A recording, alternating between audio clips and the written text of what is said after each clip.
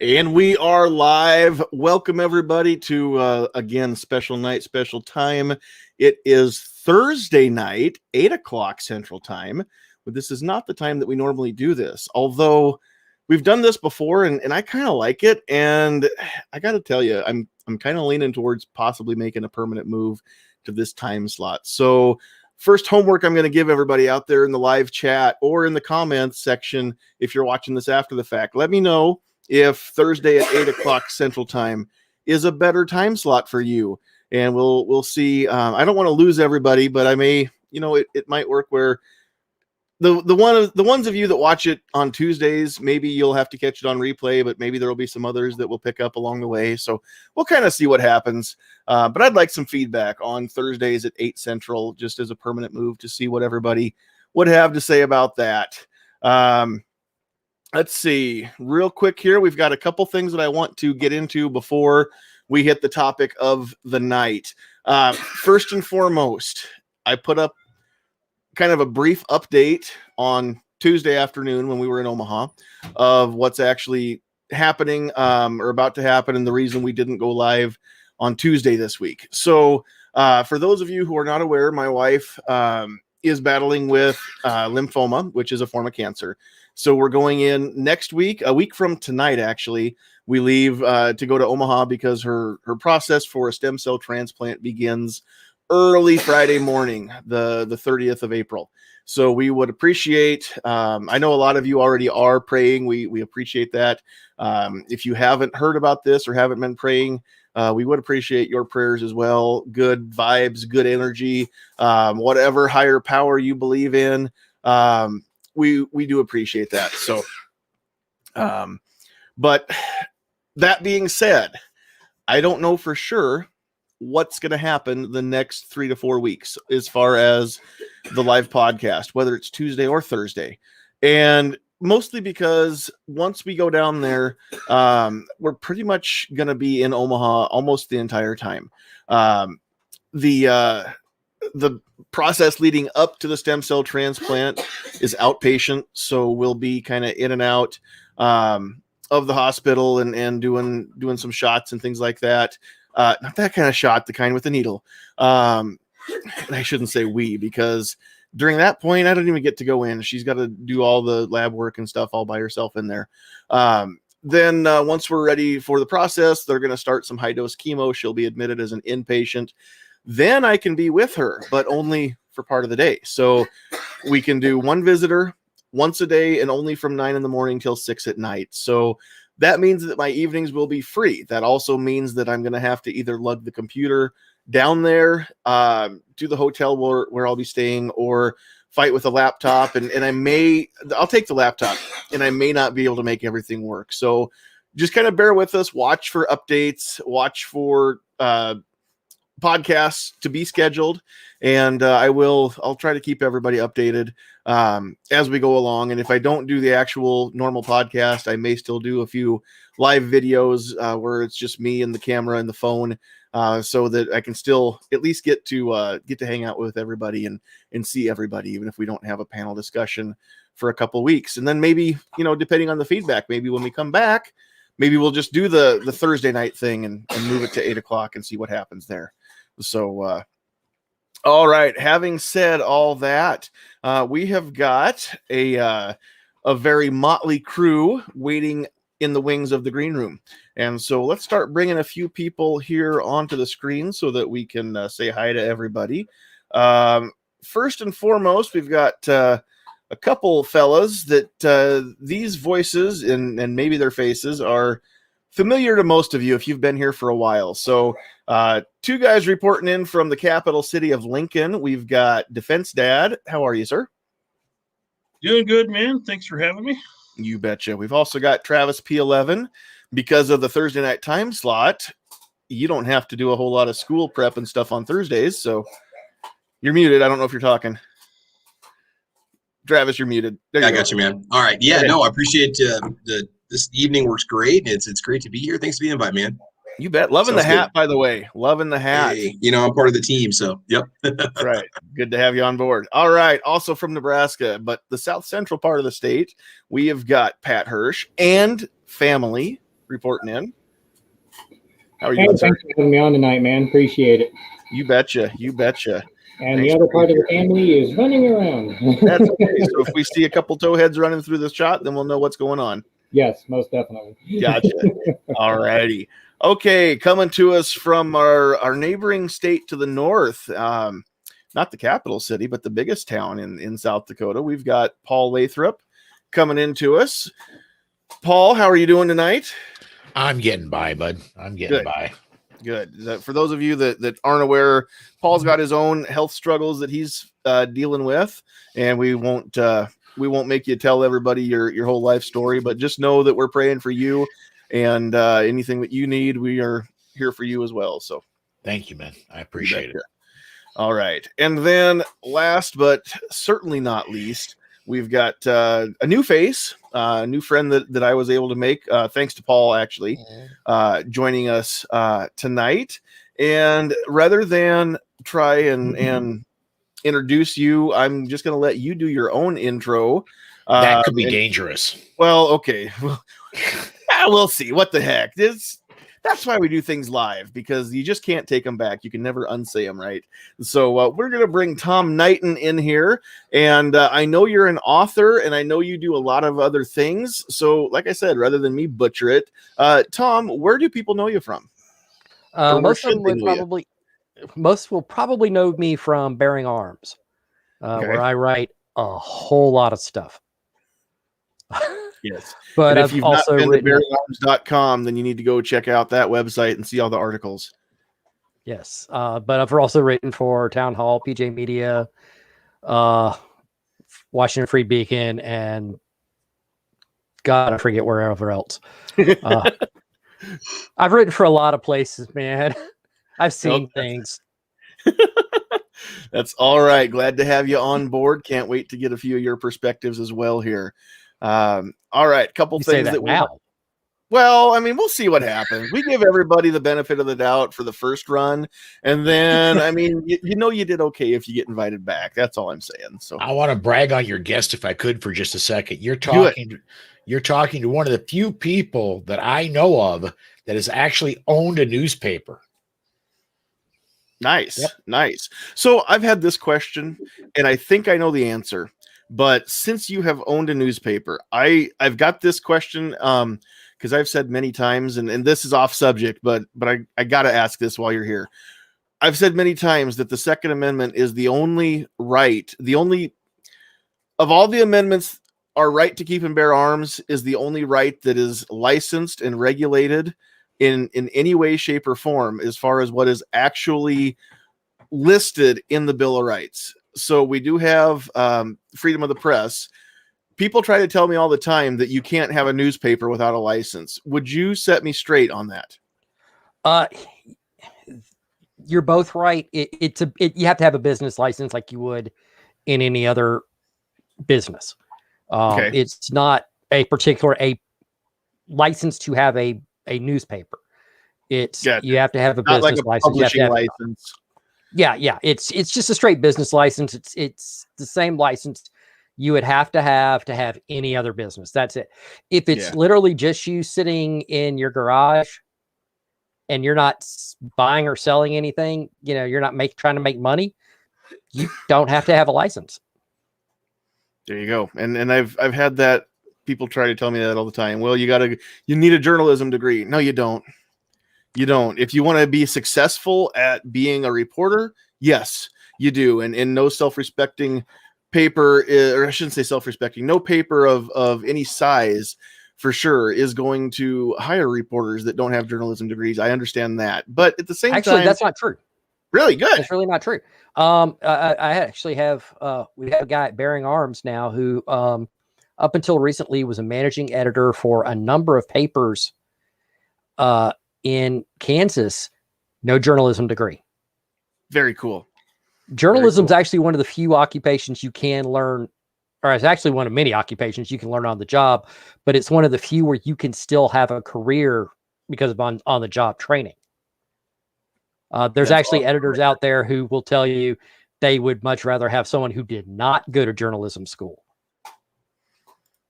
That's great. That's good to know. Okay.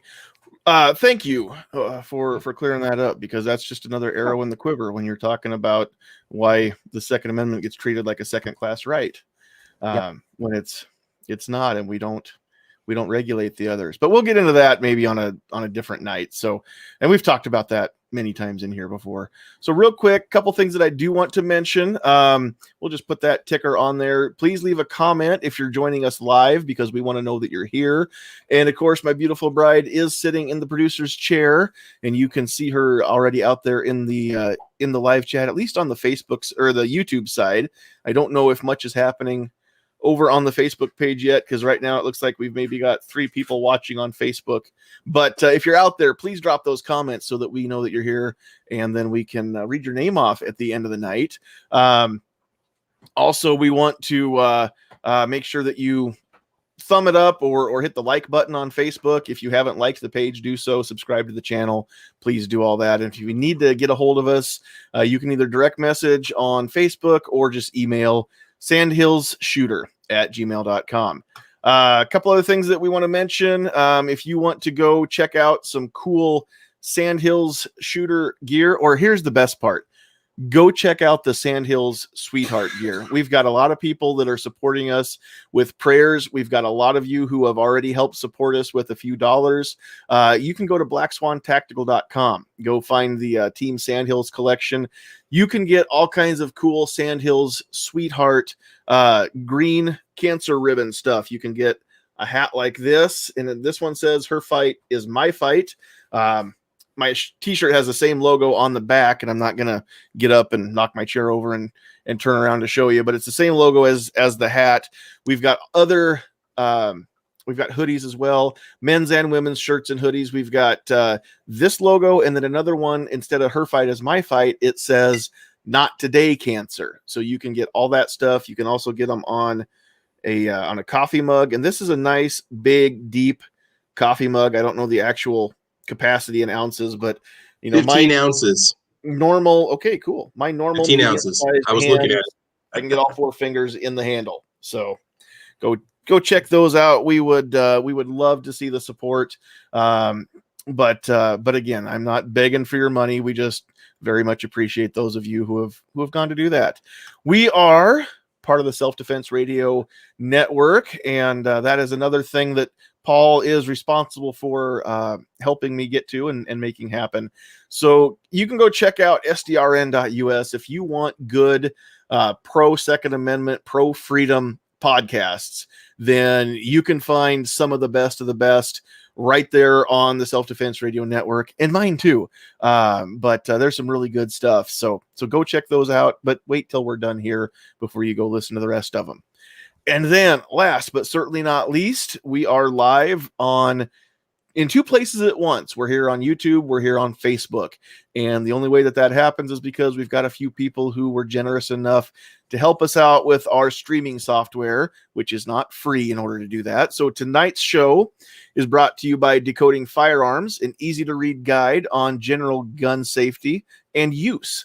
Decoding Firearms is a comprehensive guide to aid new shooters and veterans alike to get up to speed on the safe use of guns. And Pat's holding up the book right there on the screen.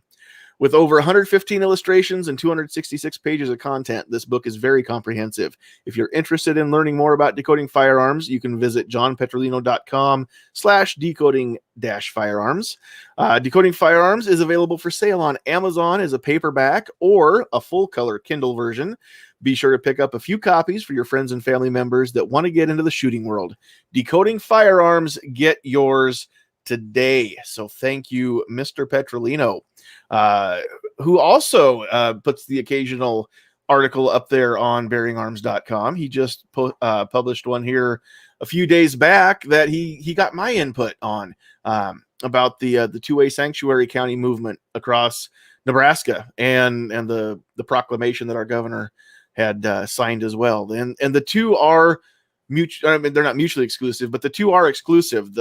The proclamation by the governor does not have any effect whatsoever on a county sheriff, and the proclamation by the county does not have any effect whatsoever on state agencies. But working together, we've got now 63 out of 90, 63 out of 93 counties in Nebraska. So that's over 2/3 have now adopted some sort of Second Amendment sanctuary resolution. And we've got, I think, 11 more. I lose count because it changes literally faster than our volunteer efforts can keep the map updated. But we've got at least 9 more with a discussion and or a vote pending on the agenda for the county board or the county commissioners. So that's really cool. And I've not seen any other state that has had that wave just sweep across as quickly as Nebraska has. It kind of started out as a trickle. I guess it's more of an avalanche. It started out as just kind of a trickle, a couple pebbles, a couple counties, early in 2020. And by now we've got over 2/3 and we're well on our way to getting over 3/4. So very cool stuff. Very proud to be part of that in some capacity. And I just want to mention, Nebraska Firearms Owners Association didn't do it. We're being cheerleaders. We're trying to get the info out and help people as much as we can, but we didn't do it. This is something that is a true grassroots effort. It literally has happened organically in every county. Somebody from that county has gotten the ball rolling themselves. 63 times it's worked, and it's working and more. So it's pretty cool. Okay. We've covered all of that, and let's actually go and just check real quick, see who's out there. I want to say hi to a few people. We've got Pat Hirsch, Sandhills Sweetheart is out there on the YouTube side, Guns and Barbecue, 10X Shooters, Net Flutter, Defense Dad out there and in here. Justin Gibbons took some time from driving his truck to say hi. DJ Play Nice, another Nebraskan. Second Amendment Foundation's out there too. Who else? Keith Gregory, MKJO. I know there's more people coming through. Sarge is out there wondering why we're in his normal time slot or his old time slot. C4 Defense. Patriot in the Dark. Matt Thomas is over on Facebook. Agorizer. Cal, I see you. All right, we're not going to keep saying hi to everybody, but we've got quite a few people out there. We're going to get into this discussion. And this is something, you know how my topics come up. Usually it's something that's been bugging me, something that I've seen or heard, or I'm just kind of getting fed up with it. And that's just part of being a grumpy old man. But I'm a grumpy old man with an outlet, and we get to grump about these things online, and everybody else gets to listen and join in the grump fest as well. So that's kind of, I think, a little bit of what we're going to have tonight, along with maybe having a few.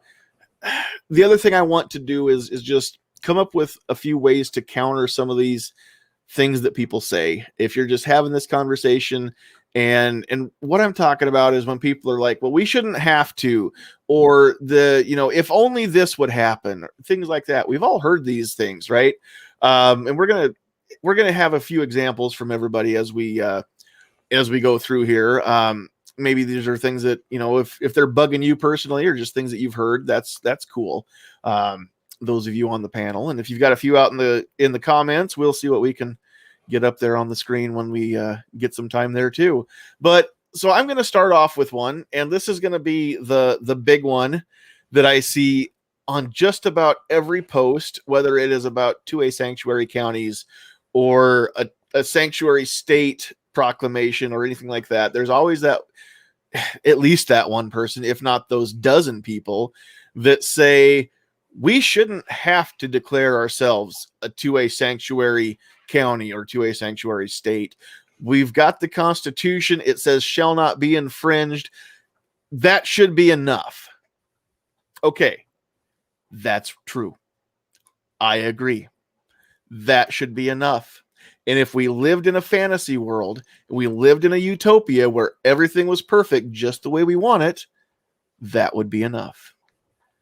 But that's not reality, is it? The fact of the matter is that's not enough. And the courts and the lawmakers have perverted what the Constitution says, watered it down, changed it, said that it means something the opposite of what it really does. And of course, this is all subjective, right? I mean, we all interpret it the way that we want to interpret it.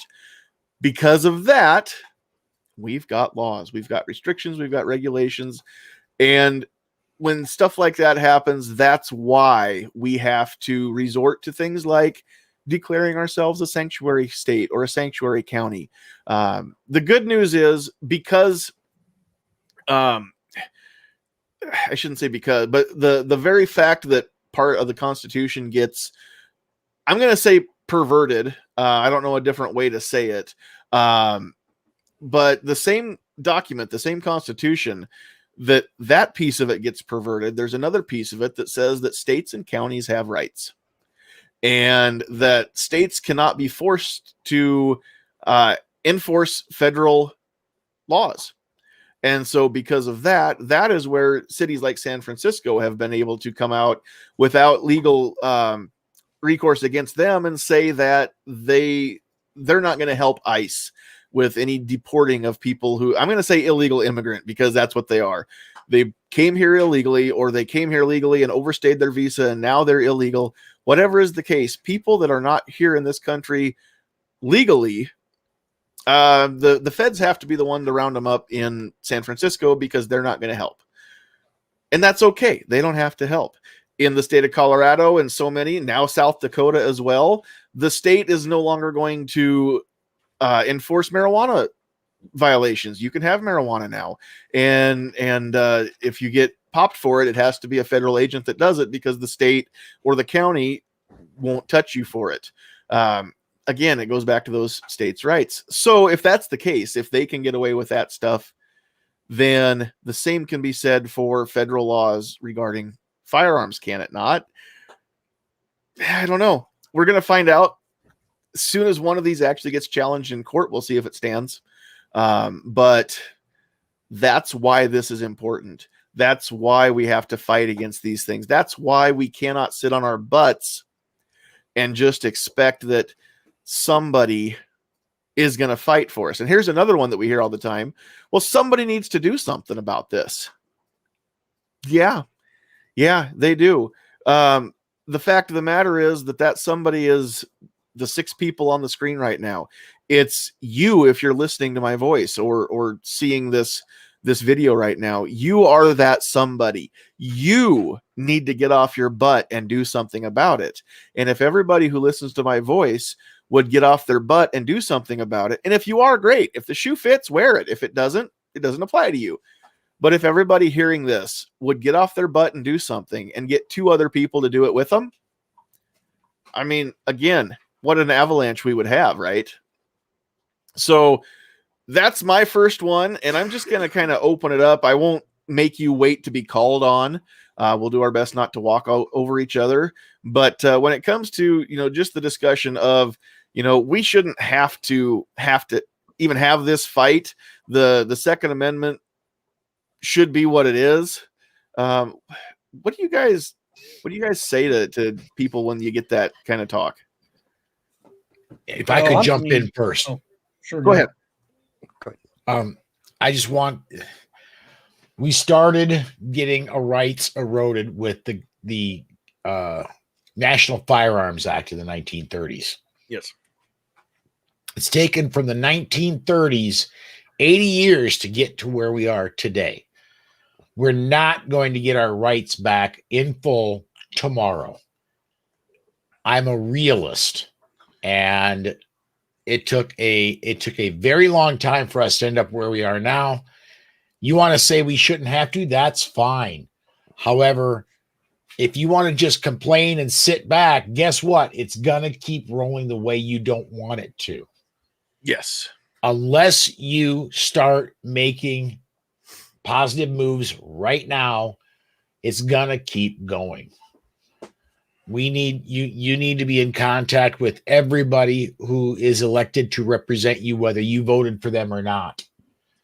And you need to be doing that on a weekly basis. It needs to be, when I call my senator's office, I am very sure when I say, hey, this is Paul Lathrop from Sioux Falls, they're going, oh my God, not that Lathrop dude again. Because they know who I am, and I'm in contact a lot, and I'm sure they're getting tired of me. But unless they're starting to get tired of you, you're not doing enough. That's my 2 cents. I would agree. One of my most favorite sayings that I've picked up here recently, and I've been using it. This is something that I've learned. This is this is from the fitness crowd, the people that go to the gym. I'm clearly not one of those, but I've learned this saying, and I love it so much. Do not complain about the results you didn't get from the work you didn't do. I mean, it just comes down to that, doesn't it? Yeah. Well, like for me, I'll see comments on stuff that either I wrote or somebody else has written at Bearing Arms, and someone will invariably go, all gun control laws are unconstitutional, and what part of shall not be infringed do they not get? Hey, I agree. I wouldn't be doing this stuff if I did. But tell me, how's that line of argument working out for you? Yeah, exactly. I mean, I'm sure Shannon Watts is going, oh, shall not be infringed. Oh my God, I've been wrong all this time. Yeah, hadn't worked yet. Yeah, we should just tell her. Yeah, I'm sure nobody's ever thought of telling her that, You're not going to, that line of argument works for people like the 6 people on the screen. It's a bumper sticker. Right. We all It's not an agree with argument. you. It's preaching to the choir. It is not going to change anyone's mind. Nobody's. I've said go ahead. If you want to see actual change, your arguments have got to evolve beyond shall not be infringed. Yes, it's absolutely correct. All right. Not a single one of us would be here if we didn't believe that on some level. But you've got a very small group of people that believe that with every fiber of their being. We're not the ones you have to convince with that. It's the other 80% of the population or whatever it is that you've got to find a way to convince them. The text itself is there for everyone to see. They've all heard the text, and none of them are already in our camp, which tells me that's not an argument that's going to work. You gotta step it up. And I've said several times that those sayings shall not be infringed. Come and take it. Cold dead hands. They're great at rallies and they're great on bumper stickers and t-shirts. And they really do get people fired up. And in a 2A rally is an amazing thing. It's like a Christian tent revival. I mean, you come out of a tent revival, you are on fire, especially if you're a Christian. Or if you became one in that revival, you come out, you're on fire for God, and you want to be a gospel warrior. You come out of a Second Amendment rally, and if it was done right, you are on fire to go make some changes, and you are a pro 2A advocate, activist, warrior. Now that usually wears off after a day or two or a week or two. No, puppy, get down. But at the same time, that only again works to the when you preach to the converted, and it's never changed a heart or a mind or swayed an argument or won an argument or a debate in the history of ever. So we cannot just stand on that. No, down. Well, You guys I ever was dealt just with going a to say, 6-month-old dog before? Because they don't listen. I was just going to say when we keep hearing people say the same thing over and over, it's kind of like, those of you who have kids, especially when kids are teenagers, you start hearing, it's just not fair. I shouldn't have to do this. And when you're out, you deal with it the same way. You're like, well, I understand that, but in all reality, that's how it is, and you have to do this to get over this. I mean, you can't just keep saying, and I'm not sounding like a broken record, so I'm the third person to say this now, or fourth person now, but you just can't just keep preaching shall not be infringed out of my cold dead hands. You've got to be willing to do something about it, or you're just saying words that I don't know. Yeah. So we know what's not going to work, and we don't need the other 2 out of 6 to repeat that part. But so what does work when people say we shouldn't have to do this? What do you tell them? You don't just say, well, don't say that and then walk away. If you're not going to offer solutions, don't criticize the method, right? Yeah, well, it's just like most everybody on the panel has said, you got to get involved. Just like when Webster County became a 2A sanctuary county, I heard it through the grapevine that the commissioners were having a meeting on it. So we went to the commissioners meeting. We chimed in, we gave our 2 cents, and a lot of gun guys showed up there just to see exactly what was going on, from the county attorney to the sheriff to the board. And it was pretty unanimous from the people that were there that they supported that, and the commissioners put that down.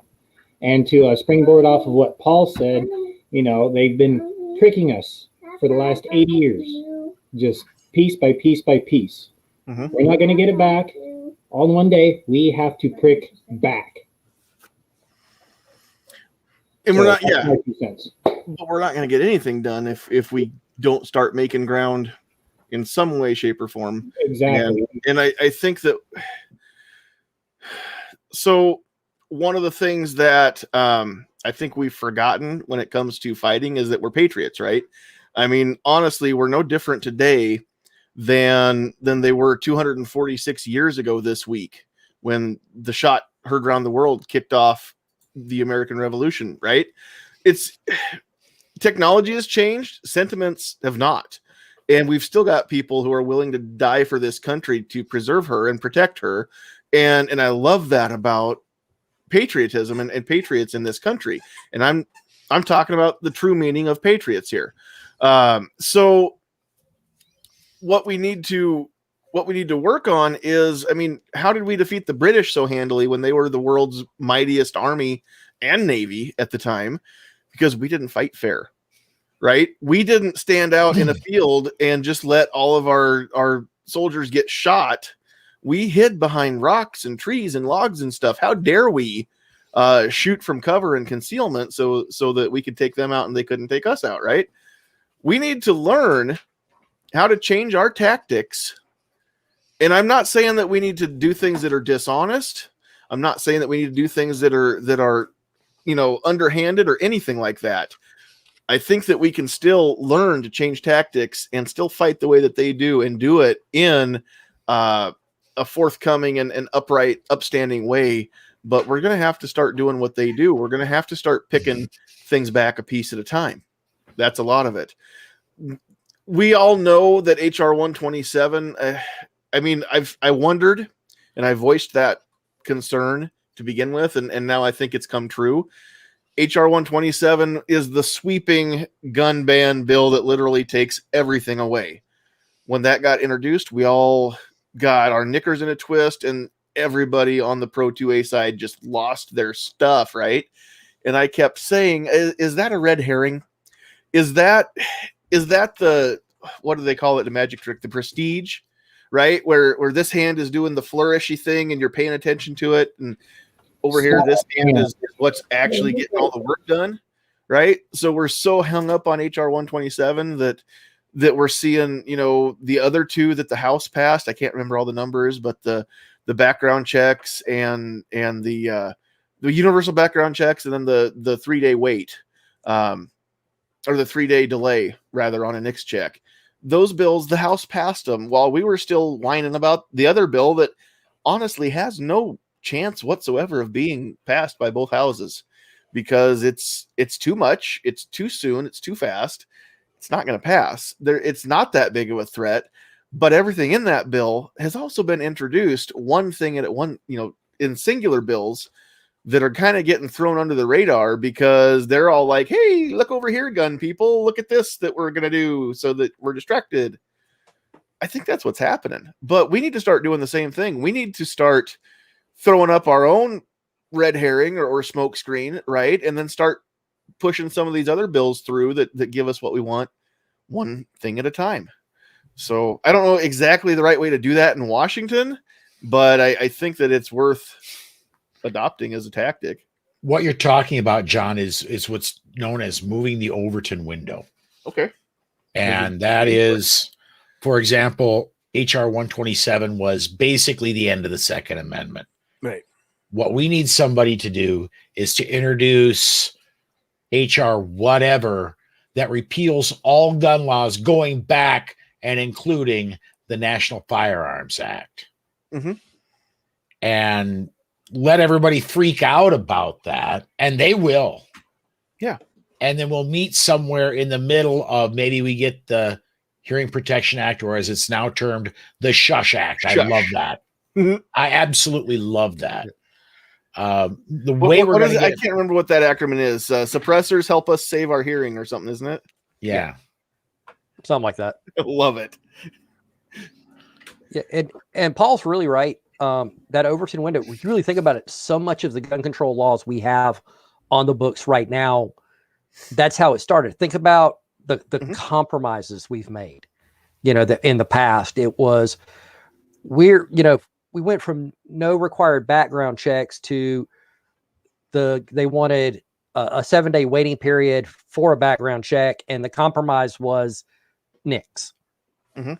Well, what they did was they created something that was completely unacceptable, so that when they come back and go, we'll go here, well, suddenly it feels a lot more reasonable. We need to do that in the other direction. Exactly. Yeah, it goes back to those of you who are parents understand this concept. I'm not a parent, but I have parents, and I was a kid once. And okay, I'm still a kid. I'm just older now. But how do you get what you want as a kid? You want to get a pet, right? You want a hamster or something like that. Do you ask for a hamster? No, because mom and dad are going to tell you no. So what tactic do you use to get a hamster? You ask for a horse, right? You can't have a horse because you live in town. Well, I want a dog. I want a dog like Beethoven. I want a St. Bernard. Okay, we don't have room for a dog like that. It's not going to happen. Well, how about a hamster? Can I just have like a hamster in my room in a cage? Well, yeah, that we can do. Yeah, that's a pretty good compromise to make. All I wanted all along was a hamster. The horse and the dog were just ways to, again, ask for the impossible, and then we'll come back to what I really wanted. It's no different than any other negotiation. You watch Pawn Stars, and Rick is like, well, the best I can do is $1,000. Well, I was hoping for 5,000. Well, I can do 1,500. Eventually he's going to work up to the number that he had in his head the whole time. You're going to settle on 1,800 and shake hands and have the transaction. It's just simple negotiations, and I don't think our people understand that. But we've also got to factor in a lot of other variables, like lawmakers, who we can maybe trust a few of them, but most of them we can only trust that they can't be trusted. So, Yeah. Well, Exactly. which leads me into another topic here. Does anybody have anything else they want to add before I switch gears on us? I was just quickly going to say before we get sorry, didn't mean to cut you off, Travis, but No, it's okay. you gotta. So it comes down to this stuff starts happening at the polls. You got to find people who are willing to run and willing to propose bills like this, because without them, Oregon is going to be career suicide in politics. Because if we don't get them elected to have sorry to say it, but the balls to put bills like this forward, because gun control's not a popular thing if you're on our side of it. It's going to have to start getting your local people elected and your state people elected, and getting some people in there who can actually stand and put these bills forward. Right now, I don't know that we have that many people who are willing to do that. Nope, exactly right. Travis, what were you going to say? Yeah, just two things real quick. You pretty much hit the nail right on the head with them throwing out this massive bill, and then two little things squeak by or two little things come out of it. We need to do the opposite to them, like you guys were saying before. Full on repeal of all the acts. We need to bring back all the regulations, deregulate, and then see what we can get out of it. The other thing too is, we need to be vocal. You can say shall not be infringed. We can declare, a second, a 2A sanctuary state. But the thing with the whole sanctuary state thing is, like, there's this weird double standard in society where you don't see the feds knocking on the doors of the pot growers in Colorado. You don't hear about massive ICE raids out in these sanctuary cities that are going on. So that stuff still goes by every year. That stuff happens every day. But if we started making our own suppressors, I started buying, clothing hangers and auto key cards, I guarantee I'd have a knock on my door. So we're going to have to definitely put a lot of effort into this one, because we're not going to get that. We're not going to get that kind of weird thing that we have going on right now, where people just look the other way with, legal activity going on in these other states. Yeah. Right. Yeah. And I'll just add something here real quick, just like what everybody else was saying. We have to introduce a bill or two that is so big and so massive and so huge that it'll literally blow the minds of the Democrats. I mean, just clear up.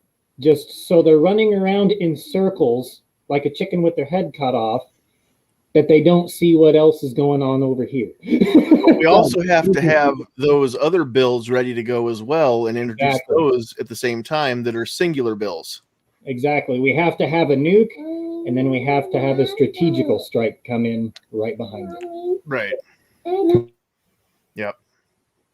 Okay, so now, that being said, that's not going to happen. None of that's going to matter if we don't have enough lawmakers that we can trust to vote for common sense. And I'm not talking about what they think right now, what they're trying to tell us is common sense. I'm talking about actual common sense that the normal everyday person would think, well, yeah, that makes sense. I could get behind that, right? So how do we get those lawmakers? Because if we had good lawmakers going to Washington, then this would be a slam dunk, would it not? I mean, if only we could get decent Congress critters and decent senators in there, we wouldn't have this issue. We've got two right now that I have spoke with personally. I personally interviewed Lauren Boebert and Marjorie Taylor Greene. Mm-hmm. And those, when they get there, they are instantly vilified, and everybody in the media just jumps all over them. So let me throw this one out, and this is partly devil's advocate and partly my unpopular opinion. I don't know as much about Ms. Greene. Taylor Greene, I'm not sure what the right last name is.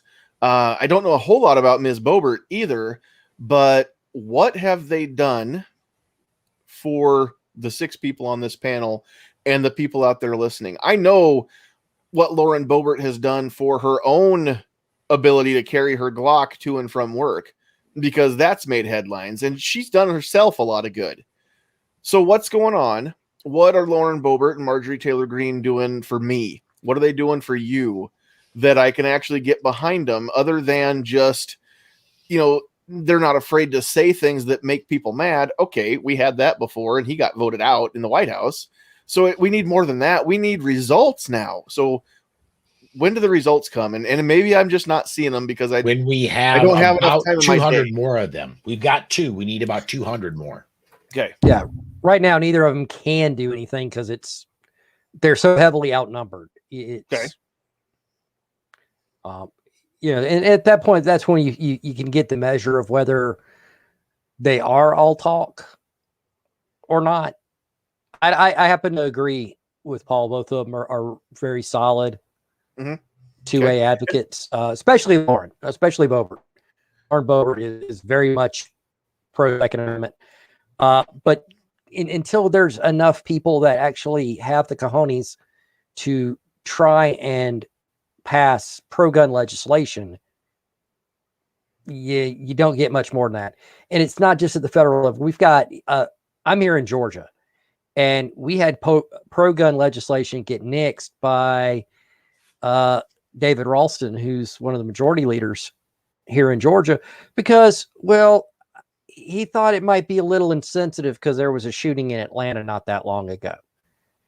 Now, this bill wouldn't have actually had any impact one way or another on that. It had nothing to do with it. It wasn't tied to it. It wouldn't have made the situation worse. It wouldn't have made it better. It wouldn't have had it. It was completely irrelevant.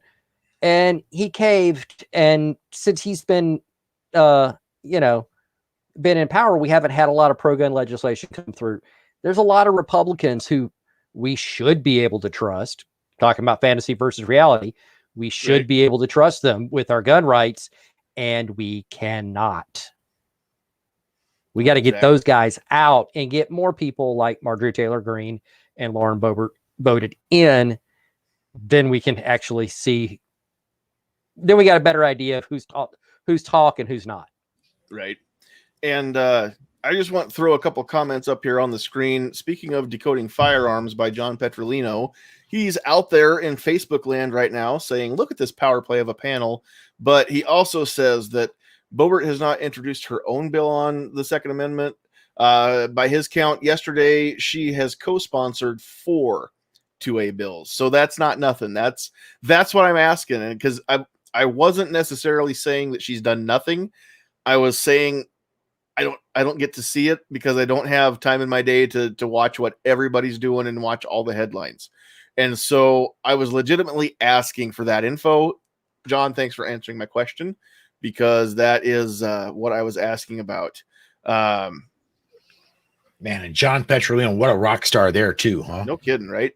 Yes. And again, thank you for your generosity for helping us go live on YouTube and Facebook both tonight, John.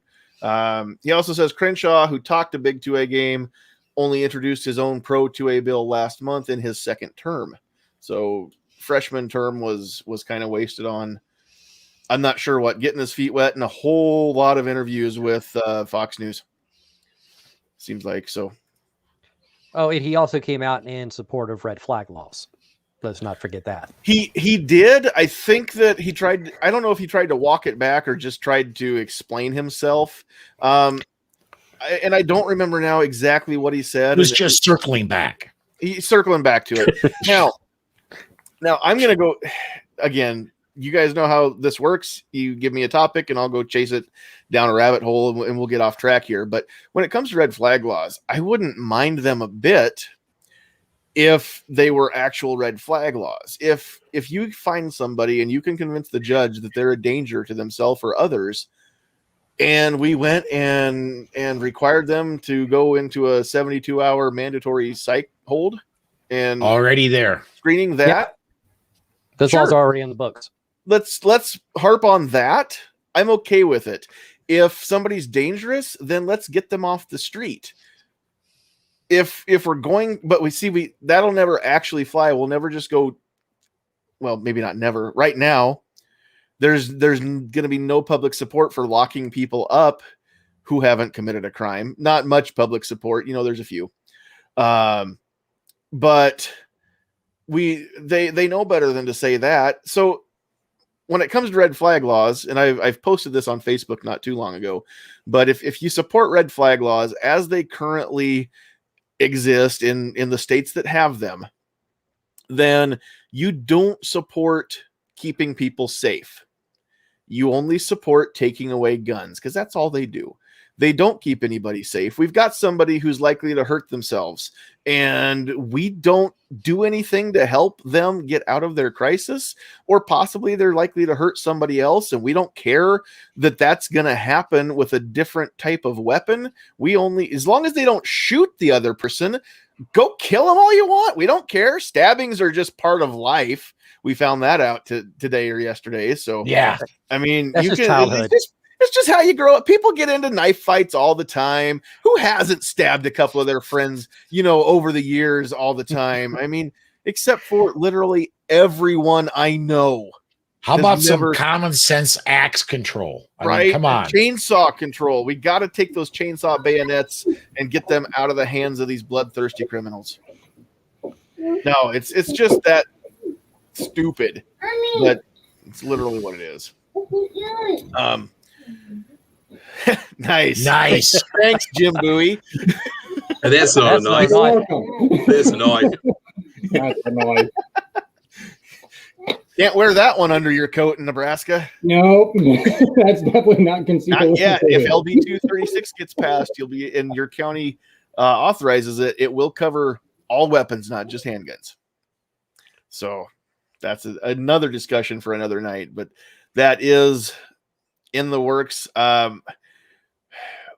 Just pay attention to Nebraska Firearms Owners Association, because we'll be, as soon as we know when that debate's coming up on the floor, we will be keeping everybody posted there. LB 236 would allow every county to authorize within their own county lines permitless concealed carry of a weapon, and not handgun, weapon. So, of course, it's only for that county. Yes, there'd be a patchwork, but we can't get statewide preemption because senators from Omaha and Lincoln don't want the state to boss, basically they don't want to lose the extra crap that Lincoln and Omaha have. And so they hide behind the fact that it takes away local control.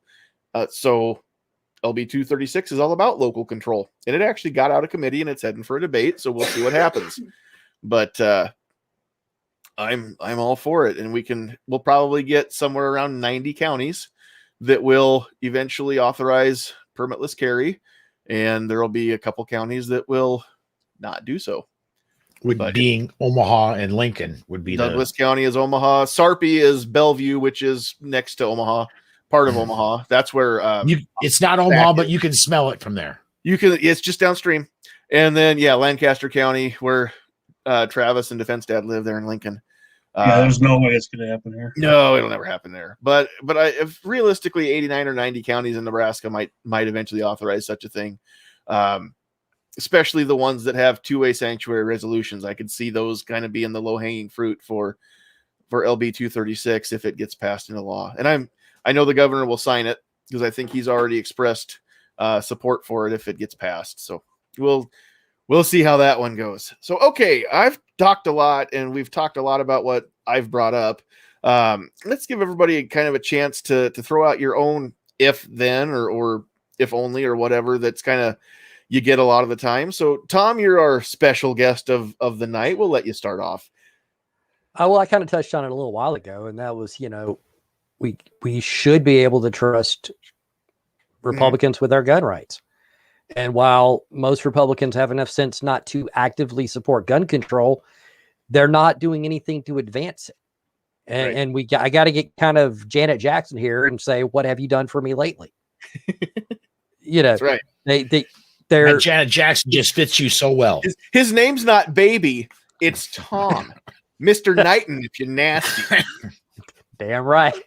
No, we've so many of us have voted Republicans because, well, they're better on guns than Democrats. And yeah, for the most part, that's true. But we should be able to trust the GOP with our gun rights. We should be able to trust GOP candidates, just carte blanche with our gun rights. But especially at the state level, where so many of us still have so far to go to even get close to anything close to true state level freedom, they're not doing this. I brought up David Ralston. I've been hammering away at him for a little while lately because, well, being a Georgian, it kind of torques me off. But it's not alone. This happened also in Indiana. I want to say there was another state where Republican leadership said, no, we're not going to actually bring this to a vote, even though there's a good chance that it may have passed. They're not bringing this up. They're not trying to push. They're not trying to work to advance our Second Amendment rights. And as a community, we've got to start looking at these people and reminding them they still answer to us. And if they won't produce what we need for them, we need to start challenging them in primaries. Mm-hmm. We've got to start holding Republicans accountable. Yeah, it's one thing to vote against Democrats on general principle because they're terrible on the Second Amendment. But the Republicans, if they're not helping us, what good are they? And that's the whole purpose of having a primary election, because people want to complain all the time. Well, if you don't vote for the Republican candidate, then you're just giving votes to the Democrats. Well, first of all, that's not necessarily true either. I've always kind of just got my hackles up when people talk about the third party, whether it's independent, libertarian, whatever. If you vote for the libertarian, you're just taking votes away from the Republican candidate. Well, isn't that the point? I mean, if the libertarians had a candidate that was good enough to get the plurality of the votes, they'd be president. I mean, that's just the fact of the matter. They've never had anybody that was that popular to get the plurality of the votes. But if they did, I mean, yeah, you'd be taking votes away from both sides and giving them to the popular person. But when you say that, well, if you're talking about removing these people, then you're going to give it to the Democrats. Well, no, keep in mind, that's why we have a primary election. We try to get the Republican candidate in that will do the best job that we expect to be done. I want to bring up, if I could, a point that just absolutely nails what Tom was talking about a second ago. This is, again, off Bearing Arms. It was posted day before yesterday at 3:30. Senator Chris Murphy of Connecticut says he can see a path to 60 votes on expanded background checks.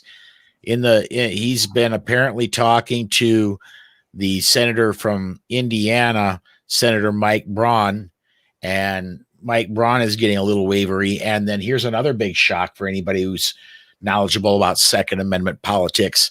The other senator he's been talking with that he's pretty sure he can sway is John Cornyn out of Texas. I would, if you are hearing our voices and you're in Texas or in Indiana, call your senators. Let them know that you will personally run against them if they waver on Second Amendment. Yeah, absolutely. And why there aren't more citizens running for higher, a nationwide office just baffles me. And also, I'm going to throw this one in too. If you're in Texas and you're hearing our voice and you're hearing it from the state of Texas, I know that a lot of people kind of jumped on the Greg Abbott bandwagon recently when he lifted all the restrictions, but keep in mind, he put them there. He created the problem and then became the savior when he solved it, right? But he was the one that created the problem in the first place. And I've got, how do I say this? A friend of a friend. A lot of you that listen to me are familiar with the Chad Prather show. They're on Blaze Media, and now he's on his own YouTube channel and website, watchchad.com. But Chad Prather has been joking, kind of goofing about running for governor in 2022 for Texas. And he's decided he's gotten enough support. And I think the jokes were just to see if there was support. I think he was half serious the whole time. He is now declared candidacy. He will run for governor in 2022 in an attempt to primary Greg Abbott. Does he have a snowball's chance? Maybe. Does he have a chance of winning in the fall? Maybe. And I think he'd be a good guy. But go check him out and see what he's doing. This is the whole process. This is the way it was designed, and he's a living example of what we're talking about. If you want change, then be the change. Be willing to go and roll your sleeves up and do the work. And maybe he won't get any votes. I don't know. I can't vote for him because I'm in Nebraska. But for those of you that remember when Party Foul Steve was on our show, he's a good friend of Chad's and helps him with all of his live stuff. And I don't know. I think he's got the right idea in mind. I think we need more challengers in the primaries just to come out and say, hey, if you're not going to do the job, then we've got people that will ready to go here.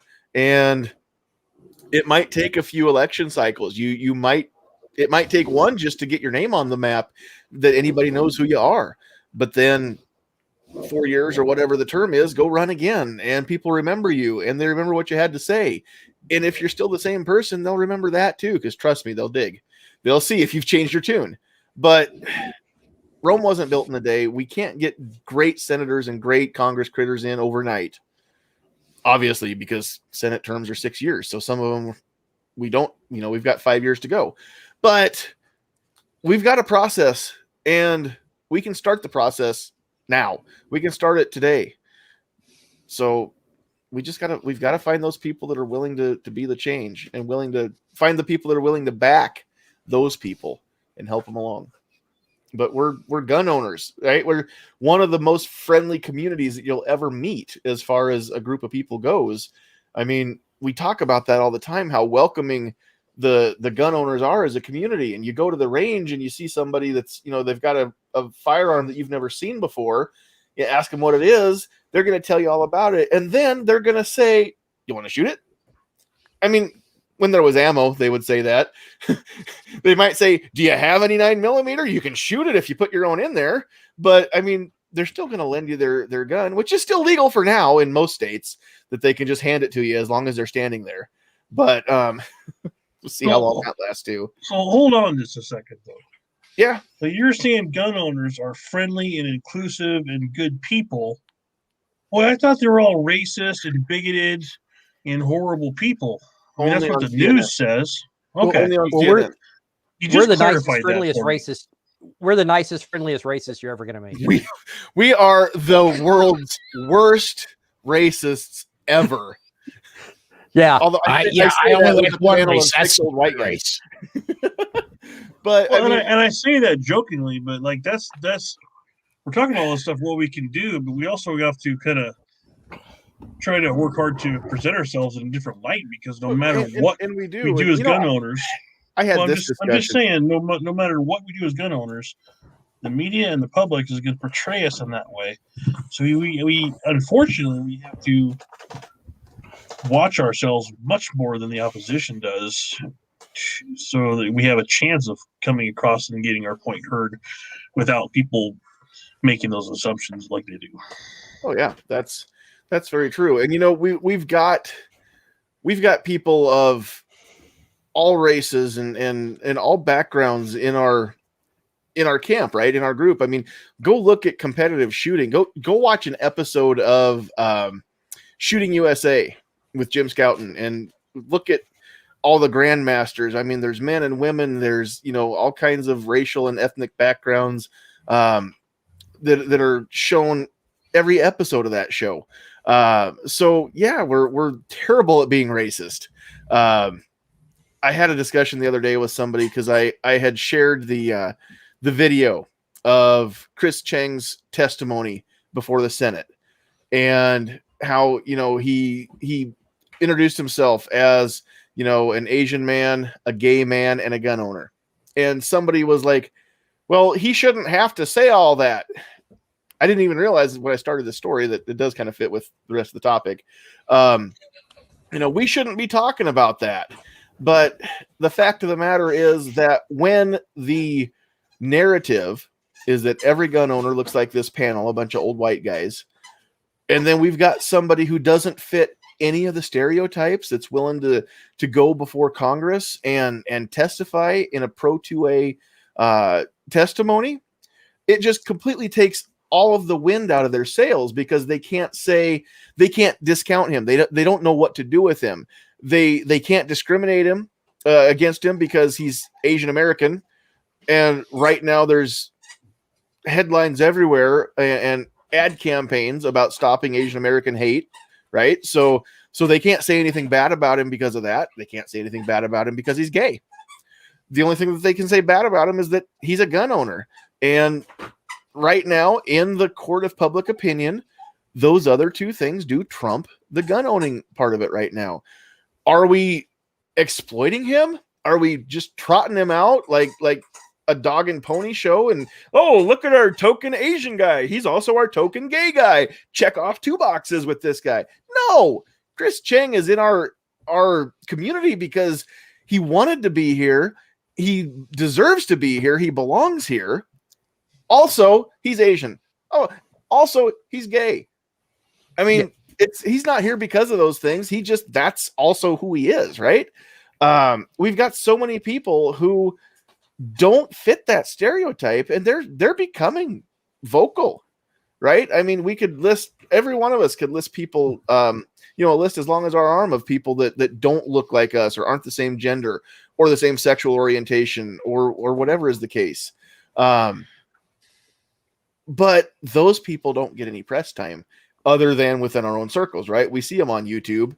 We see them occasionally on a few of the news outlets, like maybe Newsmax or Fox News. We'll have Coleon Noir, somebody like that, come and talk. For the most part, they just want to paint us as they have that bad picture. But I mean, ultimately, you're right. We shouldn't have to have that person that goes to testify because they don't fit the mold. But the fact is, right now, we need that. And right now, I mean, that is the testimony from Chris Cheng carries way more weight with it than the testimony from John Anderson or Paul Lathrop or Tom Knightonwood in front of those same senators for those very reasons. And Chris knows it, and he's willing to step up and be the change and show people again that gun owners aren't just John Anderson, Paul Lathrop, Tom Knighton, Defense Dad, or Travis or Pat. I mean, we've got such a great community. These folks, we've welcomed them in just because they own guns. We don't care about the rest of it. There's a whole club of liberal gun owners that's growing by the day, right? We've got to learn how to get along with everybody. So Can I dovetail off that a little bit? go for it. I'm going to throw a comment up real quick while you're doing it.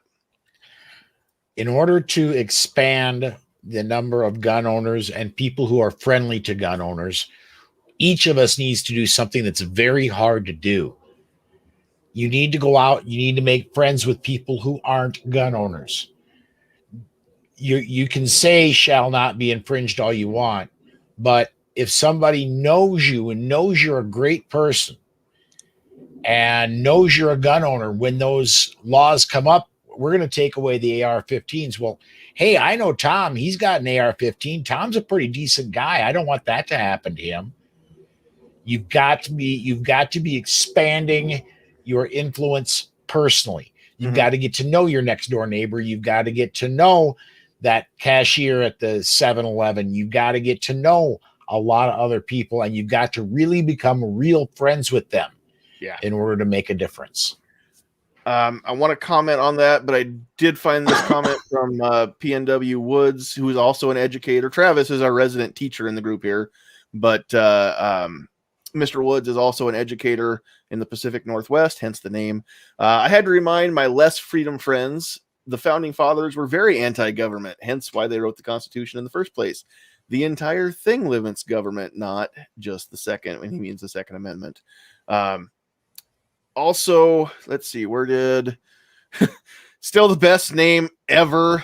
Clint is out there on the YouTube side, says he's a lesbian trapped in a man's body, and he doesn't even think about voting Democrat. So I just wanted to throw that out because love your name, Clint. Best name ever. I say it slowly so I don't get in trouble for violating my own rules. Cal is out there, and I wanted to get to this one too. Cal took 4 gentlemen from Japan shooting today. I want to know, Cal, are those people that had never been around guns before, and you introduced them to firearms, or were they anti-gun, pro-gun, neutral? I kind of want to know a little bit more about those 4 gentlemen. But that's awesome. Yeah, and definitely. Go ahead. Oh, go ahead. I was just going to say I wanted to, go back to Chris Chang for a minute. Yeah, I wanted to point out that when he came out as gay, the Second Amendment community looked at it and went, "Okay." There was literally no controversy that, "Oh my God, this guy came out as gay." We're like, "Okay, well, I won't try to set him up with my sister." Yeah. Well, he was already engaged, or he was already married by the time he was right. It was like literally nobody. That was the any thought beyond okay was, oh, I was going to try to set him up with somebody, or something along those lines. And absolutely nobody cared, and yet we're still painted as racist, sexist. And I'm offended by the whole thing. The whole calling me an old white guy, because I actually identify as an M1A2 Abrams main battle tank. And see, I assumed your gender, and I apologize for my microaggression against you. I'm sorry. I will try not to squish you with my whiny. Oh, sorry. So, and Chris is a friend. He's been here on the podcast, and it's cool. I get to name drop. I can message Chris, and he'll get back to me before the day's over. He's a friend. We've talked about this, and I've asked him, and I know I wasn't the first, or probably even the millionth person to ask him. But he said that when he came into the gun community, he wasn't sure what to expect, especially when he became known, right? I mean, he had a few firearms, but he kept those in the closet. And when he came out as a gun owner, right, then the gun owning community, like you said, nobody cared that he's gay. Nobody cared that he's Asian. They just welcomed him with open arms, and they're like, oh, cool, that's the dude from Top Shot. Yeah, we know he's a good shot. I mean, he can do about anything. That's awesome. Right. But he said when he came out as a gun owner, he actually got resistance and lost a few friends from the LGBT community that couldn't handle the fact that he was a gun owner. Now, Cal is out there, and I was going to mention this too. I mean, Cal is showing people that this is the best way to stop hate against the Asian Americans and Pacific Islanders, right? Is teach folks how to be responsible for their own safety. Chris Chang, nobody's ever going to come up and hassle him about being gay, right? Or being Asian. And I mean, they can try, but they can only do so much before he takes safety into his own hands and ensures that nobody's going to mess with him, because he's empowered and he knows how to deal with such a threat. And he has the tools and the training to do such a thing. Cal is working on helping those 4 gentlemen from Japan become more knowledgeable and hopefully one day empowered to protect themselves, right? I know when they go home to Japan, they're not going to have the options that we have here, but maybe they'll be the voice of change in Japan and they will eventually get something going where people can protect themselves with the best tools there. I mean, Japan over the years has had lots of disarmaments of the population. That's how we got things like nunchucks, right? Because peasants weren't allowed to own weapons to begin with. And so they made weapons out of what they had for beating rice off the stalk and things like that.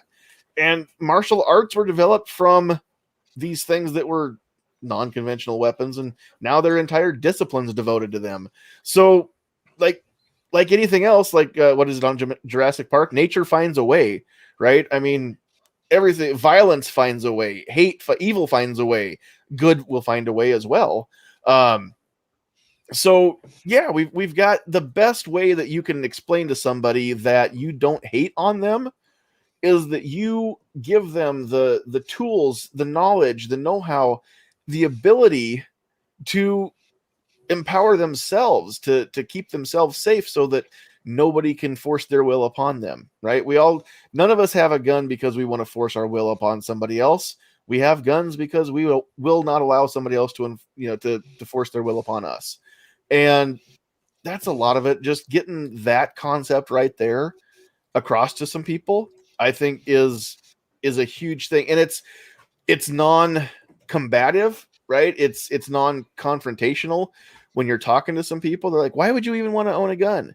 Well, because I don't like bullies. And I don't like it when people try and force me to do things against my will. Up to and including the government, but that's not a conversation to have to begin with, right? But that's ultimately why we have our firearms, is because we don't want the government to force us to do things that are against not only our will, but the Constitution, at least, right? Any government, not just ours. Not just ours. Well, yeah, foreign or domestic, right? Wolverines, baby. What's that? Wolverines, baby. That's right. Wow, we need G-Webs in here now. So it's his favorite movie ever. All right, I completely lost track of what I was about to say. Oh, Paul, I was going to circle back to what you had said about befriending people who aren't gun owners or maybe are anti-gun. Now, I'm not gonna condone going out and being like, hey, I'm looking for an anti-gunner to be my friend. That's not gonna work. That's no different than if you're like, hey, I need more friends that are black, so I'm gonna go find a black friend. I mean, that seems like its own way of being kind of racist, right? My friends are my friends, and I don't care what color they are. If you're my friend, it's because you're my friend. It's not because you're a certain color of any color. I don't have affirmative action in place in my circle of friends. Same thing with anti-gunners. If you're my friend, you're my friend. If you don't believe everything I believe, that doesn't stop me from befriending you if we can agree to get along and be nice to each other. And maybe we won't be best friends, but if you agree not to be ugly to me, I'll agree not to be ugly to you. And we can talk about some of these things, and maybe you'll never change my mind, and maybe I'll never change your mind. But if you're willing to listen, so am I. And that's ultimately what it comes down to. And we need more people who are willing to listen, fewer people who are only all about shouting shall not be infringed. Like I said, there's a time and a place to shout it.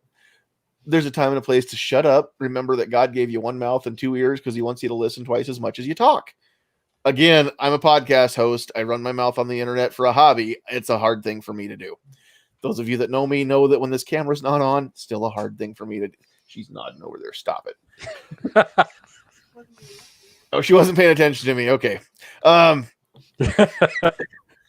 right. Story of my life. So, anyway, yeah, I just completely got off track again. Thanks, John. If you want to be my friend, don't call me the Sandhills shooter because that makes me sound like I'm a terrorist. I I didn't choose well when I chose this screen name when I named my YouTube channel and stuff. People always want to call me the Sandhills shooter. I'm like, was that before or after the Sutherland Springs shooter or the Parkland shooter? No, I'm not the Spring Hill shooter either, Travis.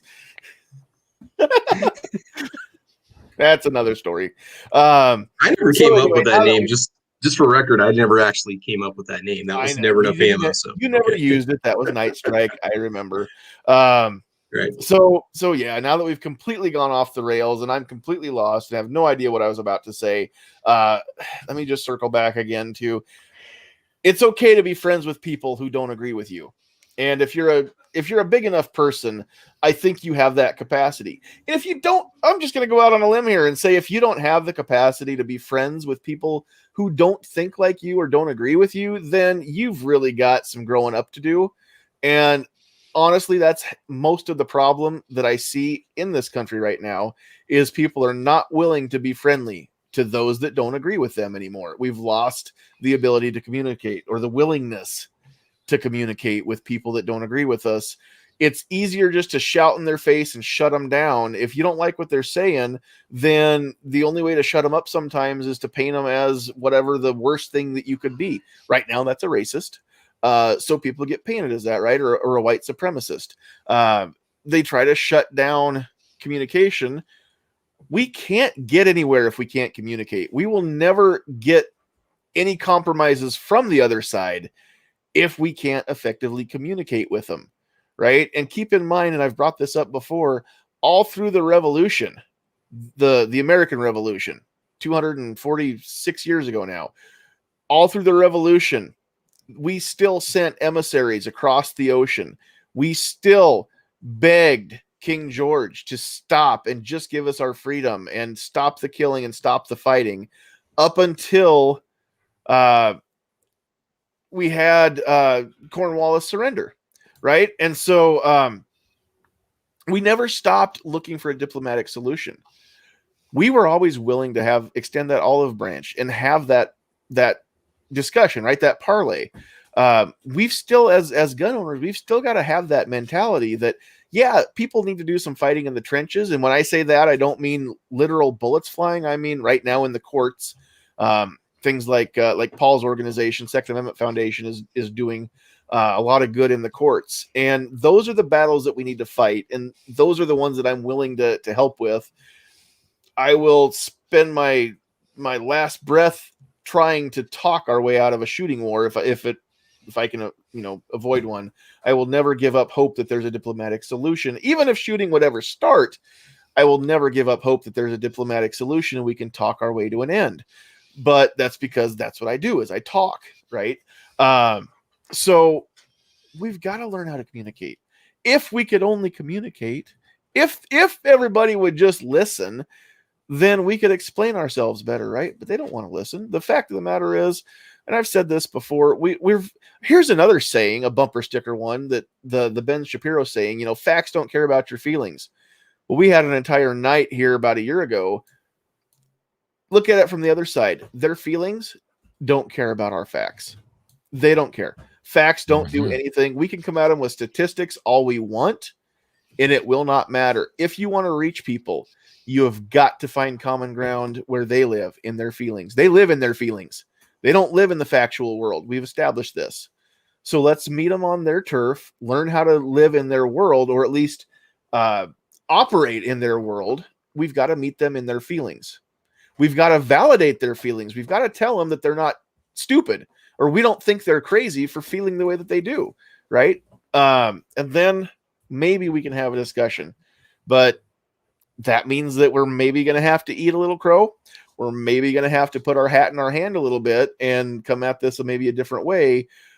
That's not easy for a lot of us to do, and I understand that. So that's why we've, in my mind, that's where we've got to go. Clint says there's nothing left to compromise on. He's not giving any more than what's already been lost. Freedom is not to be bargained away. And I agree. Freedom is not to be bargained away. But we're dangerously close to not having any power or any buffer from the people who will have the political power. I mean, the House is not ours. The White House is not ours. Supreme Court, who knows how that's going to end up? There's a very real chance that that's not ours in the next year or two. The Senate's all we have left, and we don't really have that. Maybe we do as long as the filibuster holds, but shy of a filibuster, we don't have the Senate either. So we're already backed into a corner. And then there's two ways out. We talk our way out or we shoot our way out. I don't want to see shooting. Nobody wins if we shoot our way out. No, nobody. I do not want to see Memphis turn to Mogadishu on the Mississippi. It's not far from that now, but I do not want to see open rebellion. That's no. Yeah. I want to comment a couple things here about what Clint said. And for right now, honestly, for the next year and a half, it's going to be a huge victory if we only come out of it with what we went into it with. Yeah. That's going to be a major, huge victory. 2 years, I will just about guarantee we're going to have a Republican House, and I will guarantee we're going to have a Republican Senate. There are far more Democrats up for a re-election in the Senate in 2022 than there are Republicans. And they're in weak states. So if we can hold for 2 years, that's a big victory.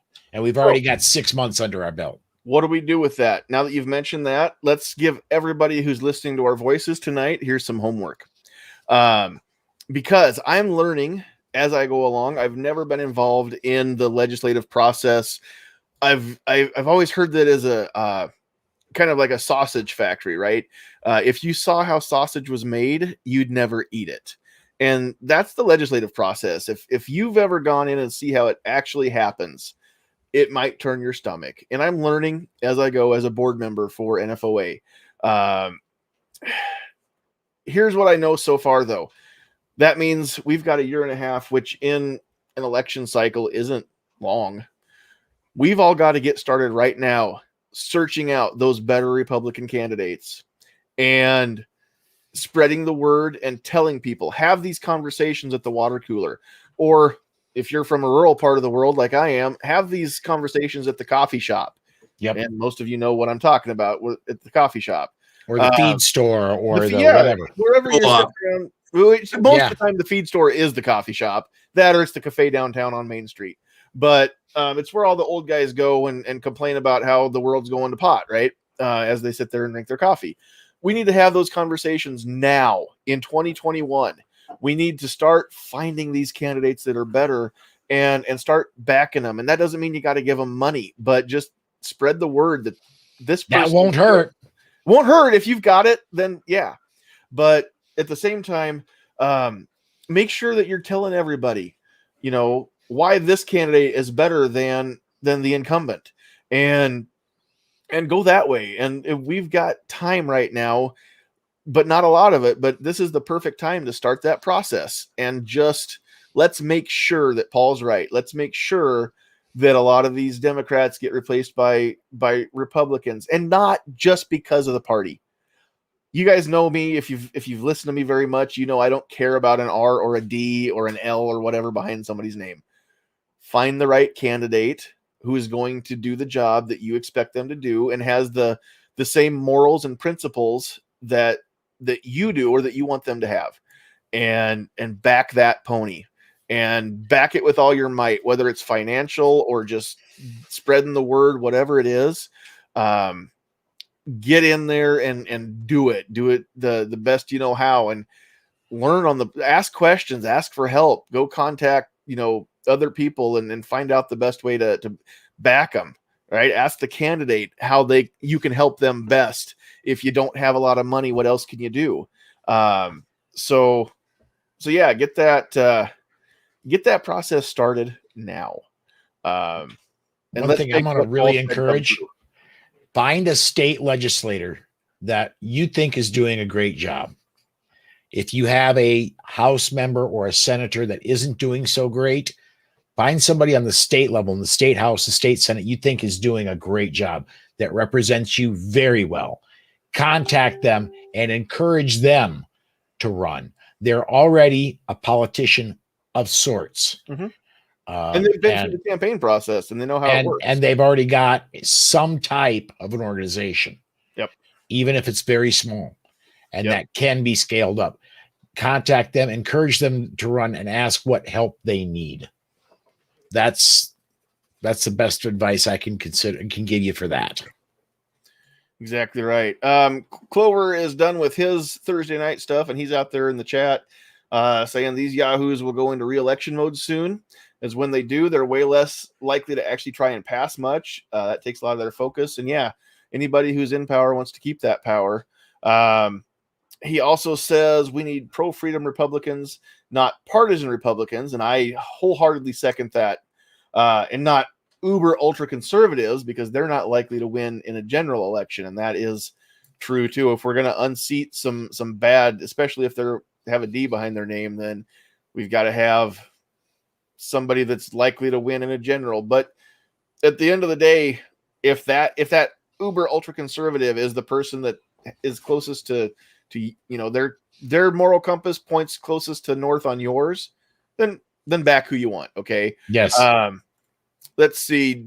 Justin Gibbons says both Republicans and Democrats are held together by the same bird. Let that eagle fly, baby. And then Gary's out there too. He says you can't lose ground by having a conversation, but you might if you don't. I don't think I could say it any better, Gary. I know I couldn't say it any better. I don't think it could be said any better. All right. And DJ Play Nice is very good about throwing this out into most of the live chats that I see that he's part of. If you want to contact your U.S. representatives or senators, Capitol switchboard number is 202-224-3121.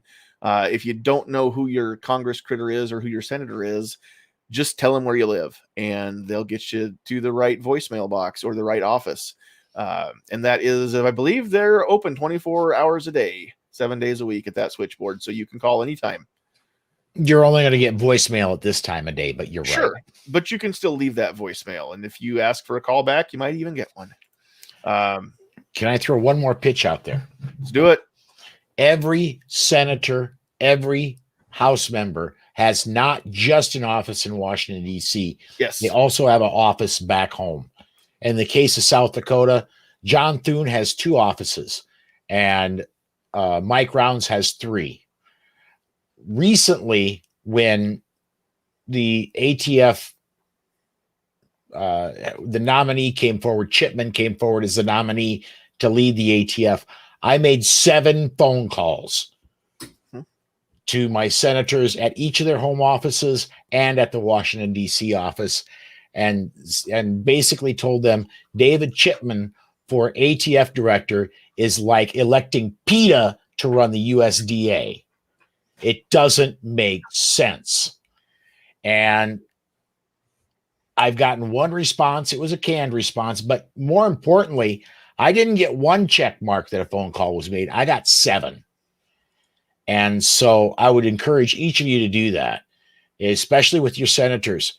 If they've got more than 1 office, call each office. You'll only be a check mark, but you'll be a check mark 7 times. This is one place where the old Chicago adage, vote early, vote often, it works in your favor because it's legal. And do it. And if you can do it, make yourself known as widely as you can. If you can find their physical address, write out, hit your printer on your computer, print out a letter, physically email them something. It'll cost you 50 cents. Yeah. If you've got an old-fashioned fax machine, send them a fax. There's another check mark. Just get as many check marks under your name, under your opinion as you can. Yep, exactly. Okay, a couple more comments I want to get throw out here. Clover, just to clarify, yes, his statement all depends on who the candidates in the general are, of course. And then he also says they must hold local meetings. We live in a world where we can influence tons of other people from other areas of the country. Do not be afraid to call politicians that are not in districts where you live. And that's true too, especially if you've, even if you don't, but here's the thing is you've got lots of state senators, and if you're not in Nebraska, you've got state representatives as well for the state House of Representatives. You might live in one district, but you own land, or you've got family, or you work in somebody else's district. Well, there's already 2 senators and 2 representatives who represent you directly, right? Even if you don't own the property or live in that other district, you've got a vested interest in that district as well. If they're on a committee that affects you, if there's a vote coming up that all the senators are going to vote on, or all the representatives are going to vote on, that affects you, then call all of them if you've got the time. You don't only have to contact your Congress people or your state representatives or senators. You can contact any of them. And depending on the issue, they may pay more attention to you. They may not, depends on what's going on, but you can reach out to all of them.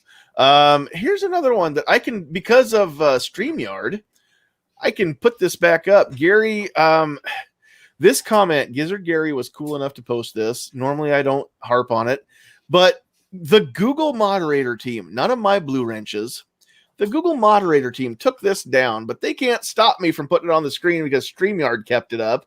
I don't normally ask for the financial support, but you can go to patreon.com/sandhillsshooter. And for as little as $1 a month, you can become a Patreon patron and help us out a little bit. I don't know why the Google moderator team killed that, but Gary, will show them, won't we? So we'll see if they take down this whole chat now, just because I put that up there. But thanks for that, Gary. I do appreciate it. Yeah, what the heck? The moderator team whacked his Patreon link. But I appreciate the help. So I don't know. I wonder if it could. I don't know, because we've put that up there a lot, Clover. He wondered if it was the word shooter. Shooter. Whoops. Yeah. There we go. Shooter. Okay, we're gonna wrap things up. Before we have our closing comments, we will again, we just want to thank John Petrolino for helping us go live tonight, both on YouTube and Facebook. Tonight's podcast is brought to you by Decoding Firearms, an easy to read guide on general gun safety and use. And you can see that cool Matrix-esque cover there that Pat's holding up in the bottom right of the screen. Decoding Firearms is a comprehensive guide, and I've got one right here, by the way. Keep it right there handy. Decoding Firearms is a comprehensive guide to aid new shooters and veterans alike to get up to speed on the safe use of guns. With over 115 illustrations and 266 pages of content, this book is very comprehensive.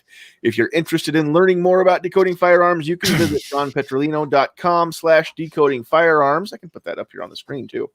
Decoding Firearms/decoding firearms. I got to say it right. Decoding Firearms is available for sale on Amazon as a paperback or a full color Kindle version. Be sure to pick up a few copies for your friends and family members that want to get into the shooting world. Decoding Firearms. Thank you, Vanna P11. Get yours today. All right. With that, we're just going to wrap things up and just give everybody a chance to any parting shots that you want to take, and then we want to know where we can find everybody. So Tom, we'll just let you kick the parting shots off there. Anything that you want to say that you didn't get a chance to so far, and then again, where can people find you if they want to hear or read more of what you have to say? Okay. We've covered a lot of ground tonight, and it's been a really productive conversation. But, it's important to realize that, just kind of, I want to harp back on that.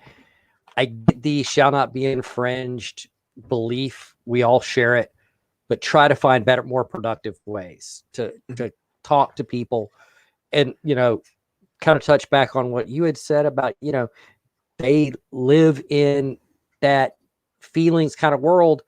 That's how a lot of people do make decisions. A lot of people are emotional driven. We can make emotional arguments from a pro Second Amendment standpoint. Mm-hmm. We need to do it. Yeah. Facts are great too, because some people like to think analytically, but if you can have the facts and the feelings, where's the downside in that? As for where you can find me, obviously bearingarms.com. I'm on Twitter at the Tom Knighton. you can also find, I've got a Substack newsletter at tomknighton.substack.com. There I cover all kinds of non-Second Amendment stuff. So, if you just want to talk, if you just want the gun stuff, I wouldn't look at that because all the gun stuff goes at Bearing Arms. Nice. All right. And I'm usually stirring up hate and discontent somewhere. Oops, that's not what I wanted. Where did it go? It was, there it is, bearingarms.com. So go check that out. And again, I just want to plug because my favorite hashtag, one step closer to making it. There is an article from earlier this week. Was not written by Tom. It was written by John Petrolino, but it just talks about the Second Amendment Sanctuary Proclamation that Nebraska Governor Pete Ricketts signed, and talks a little bit about the counties. Go check that out because he did ask for a quote from the Nebraska Firearms Owners Association Director of Media. His name happens to be John Anderson, and I think you guys know him. So go check out that article. Give it some hits. I want my article to be successful for John. So it's his article that I was in. I shouldn't say my article. I can't claim it, but I contributed like a whole paragraph to that. All right. Thanks, Tom, for being here. And I don't know how many of these you do. I know that you're on with Paul sometimes, but if you're not in a hurry to jump right off, you don't have to log off as soon as we're not live anymore. If you want to hang around and BS once we go off the air, you can do that. So I just wanted to mention that in case you were going to take right off, and you still can. All right, we'll move over to no pressure. You're not expected to hang out and BS if you don't want to. So Okay. Normally I do this an hour later, and it's almost midnight in Eastern time when we're signing off. So, Paul, thanks for being here. One more time, where can people find you, and then any, of course, closing thoughts that you have? Closing thoughts, and going back to the contacting senators at the U.S. Capitol switchboard. One that I would encourage that is probably not, unless you live in West Virginia, is not in your area, is Senator Joe Manchin. He is really the key right now to protecting the filibuster and stopping any anti-rights bills going through. Mm-hmm. If you're willing, contact his office, offer him support. And he is really the linchpin right now. Where can they find me? If Second Amendment Foundation Facebook page and YouTube channel, I do a daily broadcast at 5 p.m. Monday through Friday, Central Time Zone, the only time zone that matters, John. Darn right it is. 5 o'clock Central Time every day. I'm live with somebody, and we're talking about the news of the day, and other topics come up. Today we talked with Florida Carey. Tomorrow we're going to be talking about red flag laws. Ooh, but daily at 5 p.m. Central Time, Saturday noon Central Time, and we'll do the weekly bullet. But that's the places you can find me the most often is over at the SAF's Facebook and YouTube pages. All right, and then on Monday nights, is it Mondays? Monday night at 6 p.m. Central is the Polite Society podcast. Wednesday nights at 7 p.m. Central is, I had a good friend name this one for me, the Armed Society podcast.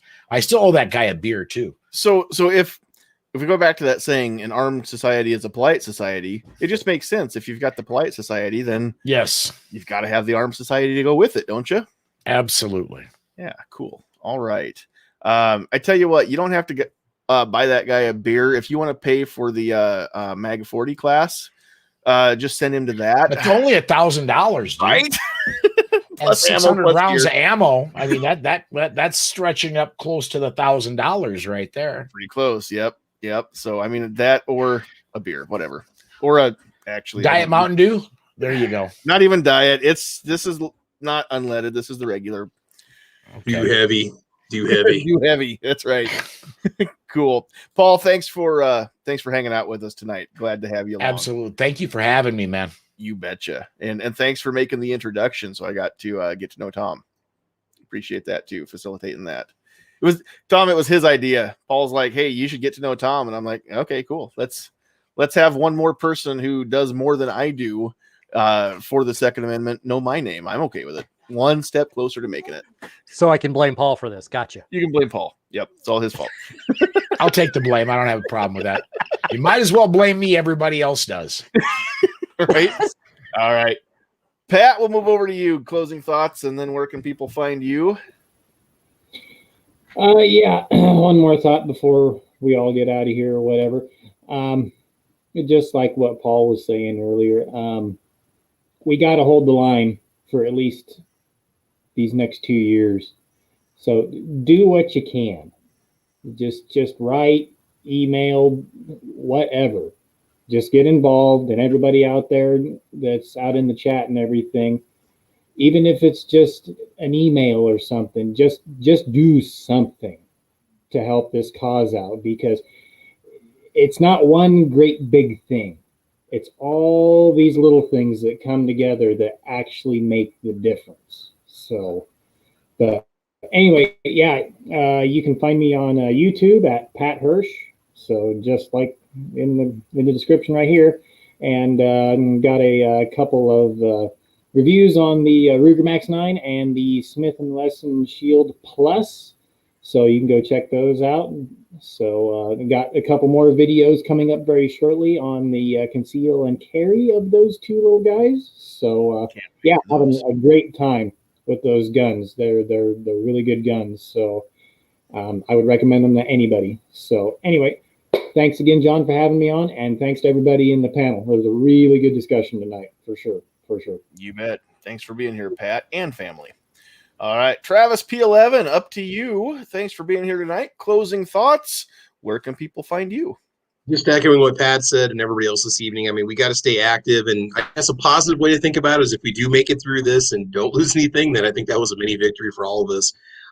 You can check out my YouTube channel, Travis P11, same name on Facebook, Twitter, Streamer, GoodTube, all those fun places. And then Saturday morning, we do a little podcast called Caliber Corner. We'll have an episode this Saturday at 8 a.m. Central Time over on my channel, Travis P11, and we'll be talking about lever guns. So there you go. Oh, lever guns. Sorry. Yeah, lever guns. If you're those are very clean, right? They have 2000. Lever 2000. Yep. Oh, yeah. Yes, of course. The lever guns. Yeah. Nah, just to see what news, what is new out there in the lever gun market, if there's anything fun or cool or, so. Yeah. Anyway, that's what we got going on. So thanks for the invite, man. Appreciate it. You bet. Thanks for coming and hanging out. Mm-hmm. All right. Last but certainly not least, Defense Dad. Closing thoughts. Where can people find you? Just make it as simple as possible. Don't be a jerk. Treat people with respect. As far as where you can find me, mainly YouTube. I do back my stuff up to Odyssey, and I have a small Patreon page. Other than that, I released a video this week on the new PDP Walther. If you feel like checking it out, check it out. But thanks for having me. You betcha. And Gizzard Gary, don't get me started. It's amazing that Nebraska doesn't have gun freedom with all these good people from Nebraska. I tell you what, it really burns that Iowa is going to have permitless carry before we do. I never thought that would ever be the case. If Colorado gets it before we do, we will literally be an island inside. Iowa gets everything for us, man. Casinos, gambling, cheaper gas prices. Yeah, but those aren't conservative values. Those are Nebraska is so vast backwards. We'll be the last freaking state to get any of this stuff. I'm telling you, man, it's ridiculous. So how are we ever going to form the United States of Tornado Alley if we can't get Nebraska on board? Everybody else is in line. We're the most conservative state in the nation, man. So, yeah, too conservative. It's the mom and dad that won't let you have any fun. Yeah, except for when it comes to guns, and then we're not red, we're purple. So, yeah, that don't even get me started, Gary. Thanks for that. All right, so that's us arguing, Gary. We're going to wrap things up. Again, next week, there will not be a Get Off My Lawn podcast. Tuesday, if you're in Northeast Nebraska, you're within driving distance of Norfolk, we will be having an in-person town hall meeting. NFOA will be hosting this, Nebraska Firearms Owners Association. A lot of people outside Lincoln and Omaha don't know NFOA even exists. They don't know who we are, what we do, or a lot of people also don't know what's actually happening in the Nebraska unicameral as far as gun laws go.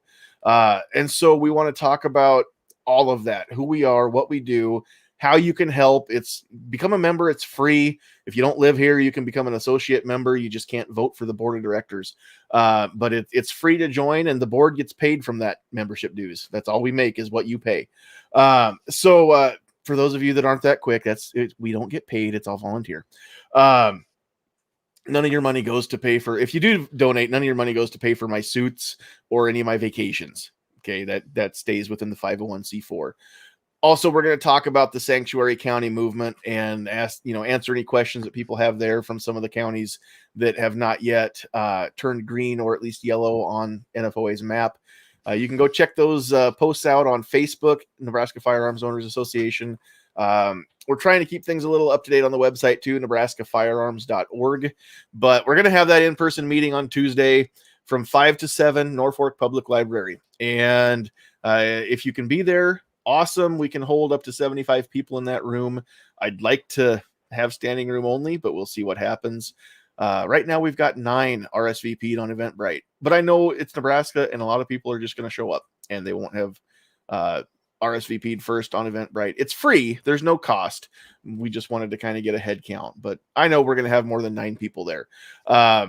And then after that, we'll have to clean up and stuff, and there just won't be enough time to do the podcast. Won't move it to Thursday next week because that's traveling. Where as soon as I'm off work, we're going to get things lined up and head to Omaha. And again, things will be up in the air. I do want to again ask for prayers, kind, encouraging words, thoughts, good energy, whatever you have to send us throughout the next 3 to 4 weeks. It's going to take about that long before Sandhills Sweetheart gets to come home with an all new immune system. She gets to literally start from scratch. She'll have to do all of her booster shots. She won't have any immune system for a couple days, and then her body will start to grow that back. And when it's at a safe level to come home, then they'll let us get out of the hospital and come home. But that's going to take until the 3rd or 4th week of May before we can get that part done. So we would appreciate that. That means it's going to be about 4 weeks worth of hotel stay for at least one of us, if not both of us. Food, that kind of stuff. I hate asking for money, and I will not ask you to send your money. But if you want to get something out of it for your money, you can either go support us on Patreon or go to blackswantactical.com, buy a hat, buy a t-shirt, buy a coffee mug, whatever you want to do. And we do get a small portion of that does get sent to us, so you can help support us that way. Don't do it for me. Do it for the pretty one. Help support Sandhills Sweetheart. Go get her stuff. Get the stuff with the green ribbon. Show off that lime green. That lime green is the color for not only mental health awareness, but non-Hodgkin's lymphoma as well. So rock the lime green. That's why everybody's name is in lime green here. That's why we always do that. So, all right. That being said, just stay tuned for updates. We'll do the podcast as much as we can. We won't be able maybe to do it all the time. We'll see. Come June, everything should kind of be back to a routine again. On the list, who do we have? On Facebook, we had Emery, John, Tyler, and Matthew. On YouTube, we had Pat Hirsch, Guns and Barbecue, 10X Shooters, Net Flutter, Defense Dad, Justin Gibbons, DJ Play Nice, Good Nebraska showing here. Second Amendment Foundation, Keith Gregory, MKJO, C4 Defense, Patriot in the Dark, Cal, Agorizer, Travis P11, PNW Woods, Mike, Clint, Taurus. Again, say it fast. You'll see why I say it slow here. 2 Live Moo, G23, Guy That Comments was here, Steadley, Gizzard Gary, Clovertack, and TPC. So thank you, everyone, for all of your support. Thank you for joining us. You know, I say this every week because it's true. Without you, there's no reason to do this. We wouldn't have to go live. We could just have a Zoom call and the 6 of us talk about stuff. But we do this because of you. You're the reason that it works. We appreciate all of you hitting that like button, hit that share button. If you heard something that you agreed with, then share it with everybody that you know. If you heard something that you disagreed with, share it with everybody that you know. Get them fired up too. I'm okay with either one. Just share it. Just like the page, subscribe to the Facebook channel, all that stuff. Appreciate all the support. We're getting dangerously close. We're within like 11 or 12 now of hitting that 2,000 subs on YouTube. So I'd love to grow that some and finally hit that 2,000 mark. It's only taken a year and a half to get from 1,900 to 2,000. All right. That being said, thanks everybody. We love you. God bless you. Have a great rest of your week. but it's time to go.